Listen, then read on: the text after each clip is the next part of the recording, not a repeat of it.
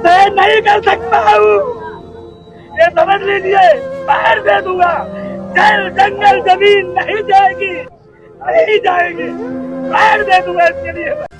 मैंने आदरणीय महंत जी को आदरणीय को प्रणाम किया और उनसे निवेदन किया कि हम आप सब घर परिवार के लोग हैं और जो गलतफहमियों के कारण हम लोगों के बीच में जो आपसी खींचातानी हो रही थी या लोग पीछे से उसका फायदा ले रहे थे, तो हम लोग आपस में साथ बैठ के इन सारी समस्याओं का निदान करें और महाराज जी के पास जो एक संकल्प लिए हैं वृक्षों का लगाने का, वैसे ही हमने जो स्थान जिस पे हमें खनन का कार्य करना है, उस जमीन 12 हेक्टेयर जो जमीन हमें मिली है, उस 12 हेक्टेयर जमीन के बदले 12 हेक्टेयर जमीन वन विभाग को दी है।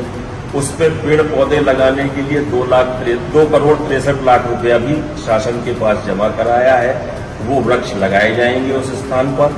साथ में खदान क्षेत्र में जो वृक्ष लगाए जाते हैं वो वृक्ष भी लगाए जाएंगे।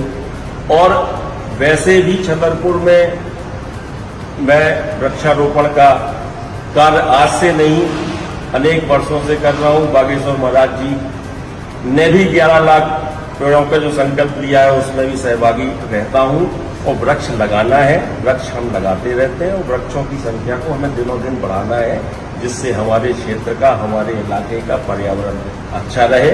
और ये प्रक्रिया महाराज जी के साथ मिलकर हम लोग और निरंतरता से आगे बढ़ाएंगे। यही हम लोगों के बीच में बैठ के आपस में आज विचार विमर्श।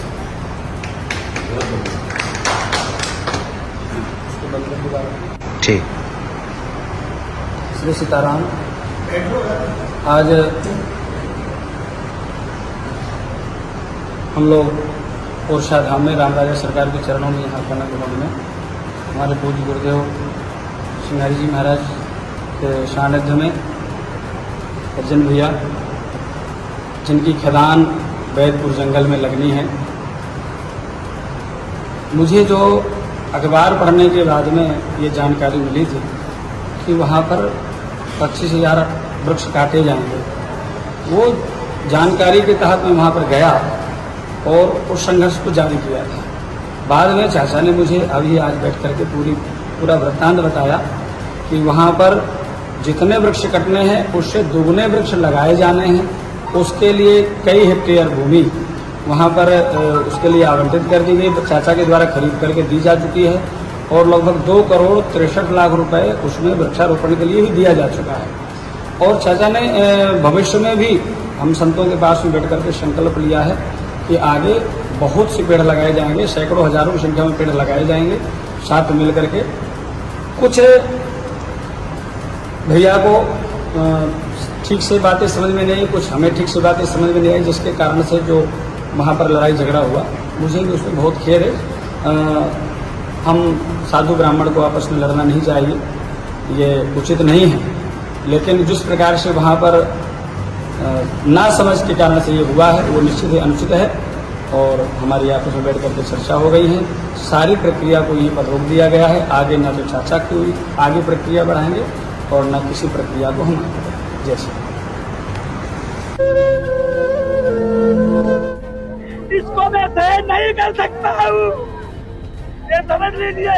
पैर दे दूंगा, जल जंगल जमीन नहीं जाएगी, नहीं जाएगी। पैर दे दूंगा इसके लिए। वो साधु नहीं है हम।